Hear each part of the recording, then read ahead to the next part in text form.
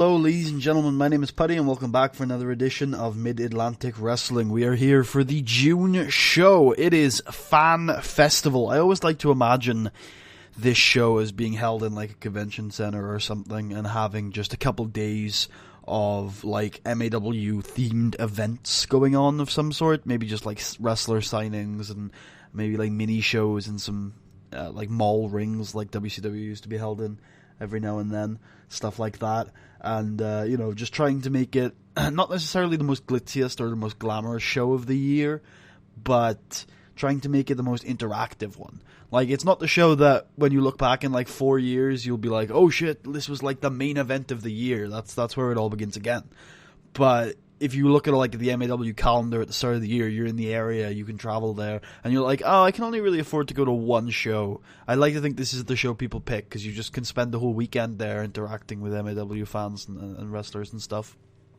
But we do indeed have a main event of the weekend, or the week, I suppose, if it's Friday, which is, of course, the show, Fan Festival, which is always a pretty nice one. Ooh. Okay, let me show you the wrestler rankings real quick while I put Skype on Do Not Disturb. One of the things that was announced during Fan Festival, the event, like the week, was that we have a debutante tonight. In the wake of Greg Gage's surprising departure from the company, we have brought in somebody else to bolster the ranks, a hot star that a lot of the fans were looking to see, somebody who is constantly mentioned by the in kayfabe, in the game fans as wanting to see arrive here in MAW, and it is, of course, the son of the legend Nemesis, Ash Campbell, will debut tonight. So that's a big deal. Also, a lot of stuff to be getting on with. We might well get the confirmed entrance into the Sam Keith Classic tonight, with the only confirmed tag team at the moment being Clark Alexander and Island Boy Apollo. So let's get right in to the show. As Roddy kicks us off with a backstage promo where he says, I've had a really bad 2 years as a professional wrestler here in this company.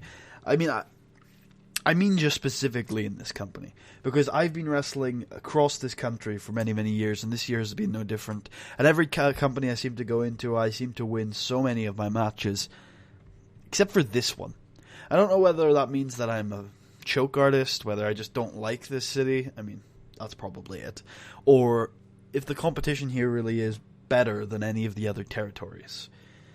But I know this place like the back of my hand, and if there's anybody who is prepared and able to test new workers, I think it's me. And it's time to get my career back on track. So tonight, Ash, I want to test you. I want to challenge you. And I'm going to beat you and prove to everyone across the territories that Roddy Remus is a name to be feared. And we open up the show with the Dynamite Express defeating random jobber tag team with a Texas Cloverleaf. Very one-sided performance from the Dynamite Express, and they get on the mic after the match, and Sid picks up the microphone first and says, me and Cam have had our differences over the years, but we are best friends. We are very, very good friends, and we've come to an arrangement. As soon as we lose these titles, and he points at the tag team title up across his shoulder, the Dynamite Express will split up. We've both concluded that it would be better for us if we were to walk our own path and choose our own destiny following our tag team title reign. But that doesn't mean that the Dynamite Express is over, because even though we've held these titles for a very, very long time, we have no intention of giving them up. So now that we know that at the end of this reign, we're going to be splitting up, we can focus our entire attention on making sure this reign is the greatest it can be. So we are officially announcing that we will enter the Sam Keith Classic, and we will win the Sam Keith Classic, and the Dynamite Express will keep on rolling, because we are the greatest tag team in the history of MAW, and the Aces of Mayhem are back.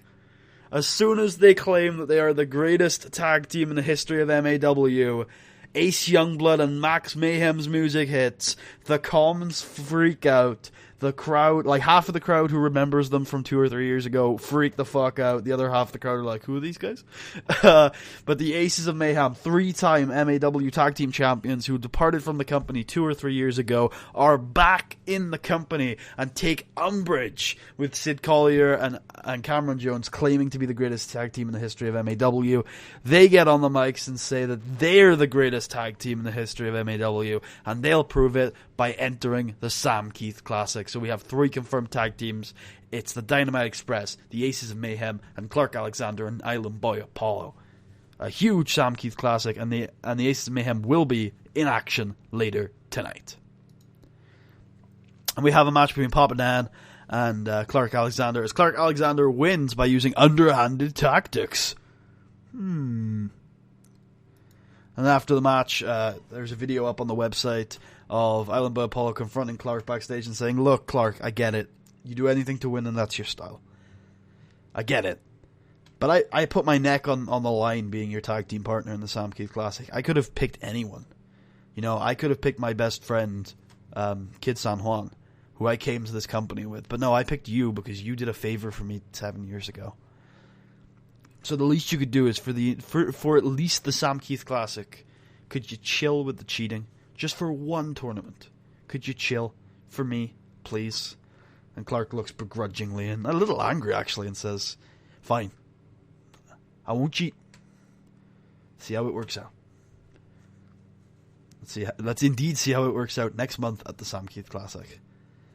As American Elemental continues his MAW career with a big victory over Aid Nelson with an American Earthbreaker. So he finally picks up a victory after his defeat at the hands of George Wolf in the last episode. Good stuff from American Elemental 2, who is a very, very hot prospect right now.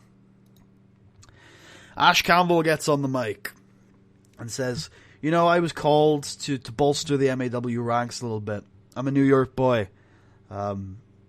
But as soon as I heard that they wanted me here, I was straight on that train. I was straight down here because I've always wanted to compete in MAW. I got the tapes. I've watched the tapes my entire life. I love this brand and I love this promotion, and I'm honored to finally get the opportunity to work here.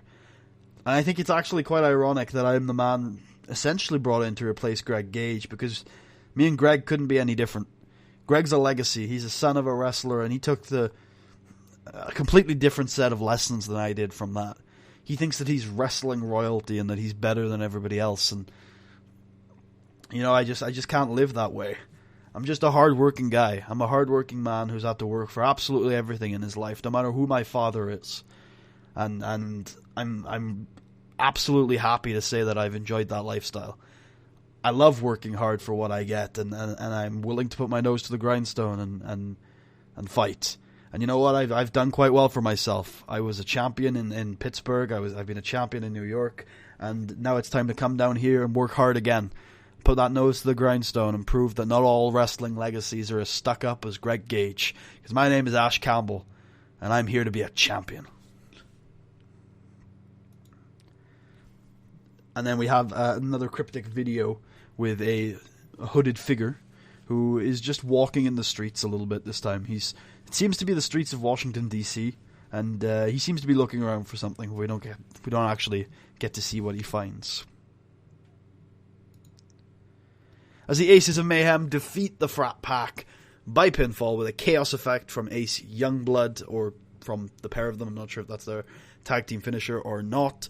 But a wonderful performance from the Aces of Mayhem in their return to Mid-Atlantic Wrestling. Hot, exciting, fast-paced tag team action. The type of stuff you can expect from the Sam Keith Classic. Next month, of course, same format as last year, 4-team round robin. It is going to be incredibly exciting. Who will be the greatest tag team on the independent scene today? Find out next episode.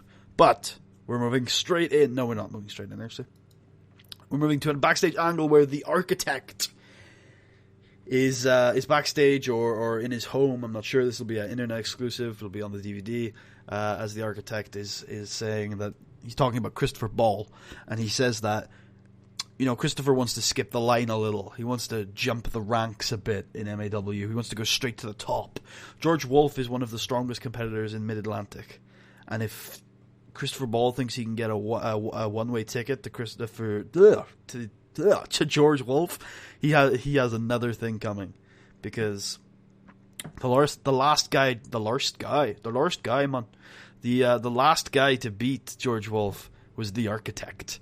And if he wants a match with George Wolf so bad, then he's going to have to go through the Architect. And we can book that match in for the Battle of the Mid-Atlantic. It's going to be George Wolf. Yep, there's question mark. Let's go off of him quickly. George Wolf is going to be taking on... Not George Wolf. It's going to be the Architect taking on Christopher Ball at the Battle of the Mid-Atlantic. And our main event of the evening, the debut of Ash Campbell taking on Roddy in our main event of the evening, gets a 43D as Ash Campbell defeats Roddy Remus by pinfall with a beautiful shooting star press. Roddy tries his slick, quick, grappling style against Ash Campbell, and it works for a while. You know, this is a long match. Ash is worked down. He's worked down hard, and Roddy tries to ground Ash Campbell, to slow him down a bit. Works on that right leg, constant just damaging of that right leg, and Ash tries to fire back a couple times. Ash gets to his feet and he throws those wild punches, jumps off the ropes, big lariats and everything, but Roddy just constantly drop toe hold, back to that leg. Roddy looks like an animal with a piece of meat in this match. He's not relenting. He will not give up working on that leg. He is going to take Ash Campbell out of action tonight. He feels like it's his only way to win, and he is cornered. He is desperate, and he just viciously targets that left leg, but eventually Ash Campbell on one leg essentially hits an enziguri, turns the match around, big drop kick, hurts his leg, struggles to his feet, uses the rope, struggles to his feet, but he gets there. He gets to the top rope. He wobbles a little, but he manages to hit that shooting star press, and in a very difficult encounter, Ash Campbell does indeed pick up the victory. And after the match, he gets on the mic and says, "I'm very glad to have arrived here in MAW with a win, but there's a lot more work to be done. You see, I'm like all of you guys out there in the crowd. You look at me, you don't see this chipped, chiseled professional wrestler. You don't see that. You look at me and you see a normal guy. You know, I'm not ripped. I don't go in the gym 6-7 days a week like some of those guys. I don't take supplements. I don't look at the most minute of sciences on your body. That's not the way I roll.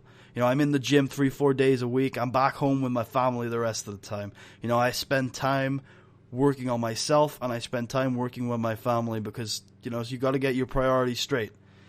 I work hard, and I know what's important in life. And tonight was an important victory in my life. And I'm here to make sure that I fight with the same fire and passion that all you guys out there want to fight with. You know, I want to represent you guys. I want to fight against those guys who are, you know, chiseled, who are 6'6", 260 pounds, holding those world title belts around their waist like they're belt buckles. I want to fight against those guys because they don't represent you. They don't look like you. They aren't you. And they make fun of you and they look down upon you. Guys like Greg Gage. I want to fight against guys like that because I love you guys. Wrestling is impossible without you guys. And that's why I want to make sure you've got a representative. You've got someone that you can relate to. And if you don't relate to me, that's fine. I respect you too. But I want to be a beacon for those of you out there that want someone to relate to. And I'll keep fighting, I'll keep working, and I'm hoping that my MAW career will be a long and successful one. So thank you all for coming, and I hope you enjoy your travels home. And he gets out of the ring to a reasonable applause, and we end off the show. And I hope you guys enjoyed. If you did, please remember to leave a thumbs up, check out the rest of the series, and subscribe if you haven't already. If you really enjoyed the episode, go ahead and you're feeling especially generous, check out my Patreon, link is in the description. If you're interested in having a creative input on the series, the best place to go is my Twitter. I often go there first. Link to that is also in the description. Join me next time for the Sam Keith Classic. I hope you do. Let me know what you think in the comments about this episode. And if you do decide to join me for the next episode, I will see you guys then. Peace out.